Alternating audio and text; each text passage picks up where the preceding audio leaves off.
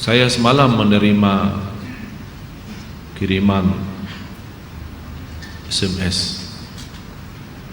Seorang ibu meninggal dunia. Biasa kalau kita mendengar berita ada orang meninggal dunia, karena kita semua akan menghadapi kematian.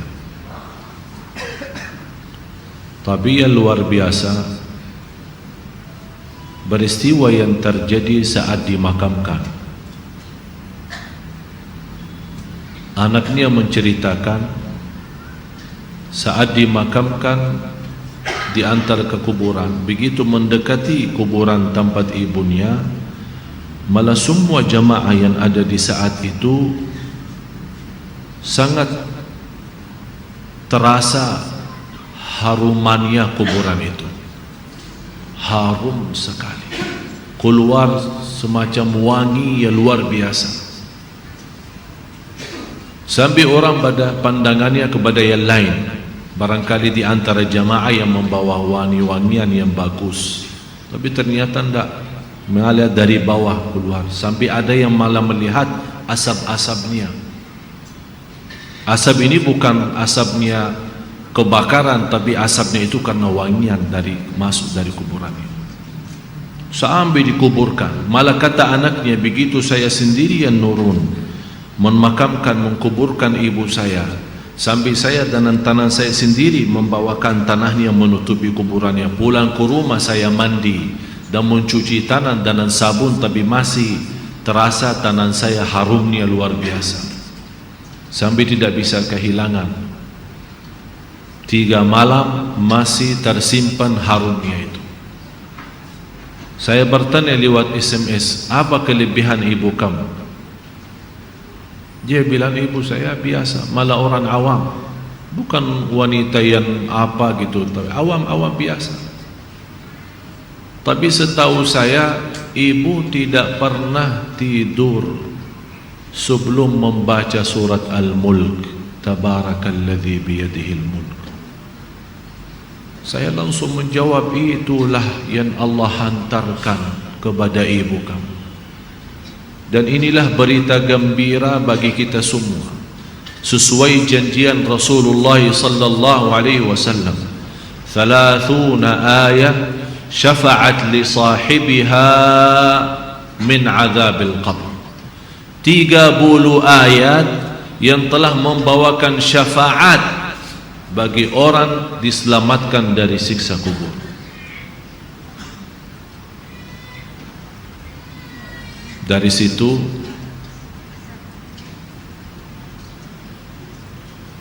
seperti kebiasaan, ambil wudu, saya witir duluan, kemudian tidur. Apa yang saya lihat dalam mimpi? Bapak ibu, yang saya lihat diri saya sendiri di dalam kubur. Sangat gelap, ngeri, malah terasa seramnya luar biasa, sampai tidak bisa saya bayangkan di saat itu. Tapi tiba-tiba sampai saya di situ merasa ketakutan dan kesepian, muncul sebuah cahaya di dalam kubur sendiri itu, dan saya berteriak, siapa kamu yang membawa cahaya itu? Dia langsung sendiri cahaya berkata, saya surat Al-Mulk, Tabarakalladzi biyadihil mulk.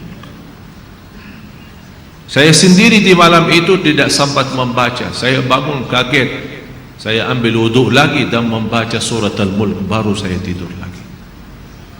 Saya memberikan nasihat kepada semua jemaah yang hadir, tolong sampaikan pesan ini.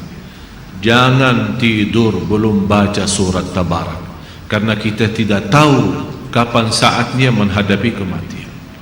Bisa jadi itu tidur kita adalah tidur yang terakhir dari dunia ini.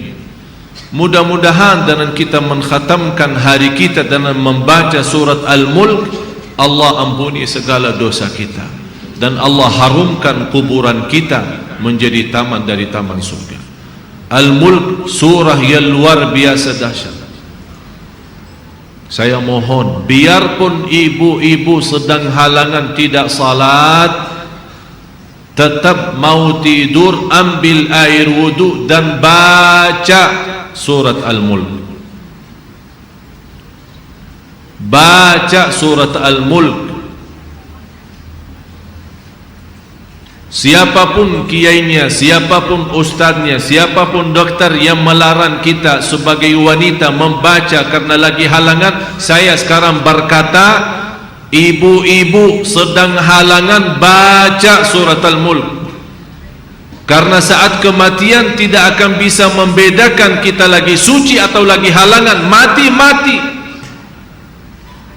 Dan Allah Maha tahu niat kita. Dan lebih baik saat kita membaca sedang halangan, jangan megang Al-Quran langsung, menyentuh Al-Quran langsung, sebagaimana saya jelaskan, bagi sarung tangan atau bagi HP kita. HP kita yang isinya Al-Quran, buka surat Al-Mulk di HP kita dan kita baca. Karena di situ anda bukan megang Quran tapi megang HP. Begitulah kita rasakan. Kalau ya Allah, seandainya engkau mencabut nyawa saya di malam ini, saya sedang halangan, tapi ya Allah, saya membaca surat Al-Mulk. Niatkan, diselamatkan ya Allah dari siksa kubur. Dan harus kita yakini, kita di umur kita di dunia kubur jauh lebih panjang daripada umur kita di dunia. Bisa malah ratusan tahun. Ada yang sudah di alam kubur 1000 tahun. Ada yang lebih. Kira-kira bisa terbayang 1000 tahun. Apalagi ummah yang terdahulu. Oleh karena itu jamaah sekalian, waspadalah, berhati-hatilah. Marilah kita sama-sama menjaga kebaikan itu. Karena sungguh inna rahmatallahi qaribun minal muhsinin. Sungguh rahmat Allah sangat dekat bagi orang yang berbuat baik. Sangat jarak kita menuju ke akhirat sangat dekat, sangat-sangat dekat. Malah jauh lebih dekat daripada rencana kita besok. Jarak kita ke akhirat, jarak kita masuk kubur jauh lebih dekat daripada rencana kita besok. Malah kematian itu jauh lebih mendadak dan lebih cepat daripada kita mengambil suapan makanan. Belum kita sampai menantarkan, membawakan suap makanan sampai ke mulut kita, sudah dicabut nyawa kita. Jauh lebih cepat itu. Oleh karena itu marilah kita sama-sama semua kita punya salah, punya kekurangan. Apa yang kita senang melihat nanti di hari kiamat, jangan perbuat. Apa yang kita ingin ketemu nanti di hari kiamat, silahkan. Apa yang kita takut dan malu dilihatkan oleh Allah nanti di hari kiamat, jangan berbuat. Dan apapun yang kita tulis, senang kita ditunjukkan oleh Allah, silahkan tuliskan. Kalau kita malu dilihat nanti oleh umat manusia dan dilihat oleh para malaika yang menjadi saksi, jangan tulis macam-macam. Apalagi sekarang terlalu gampang dosa tulisan itu, gampang sekali. Dan HP yang sekarang ada, malah sudah kita megang menjadi tasbih kita, mengganti tasbih. HP, BlackBerry, WhatsApp, SMS, lain-lain. Saya setiap hari hampir terima 100 SMS.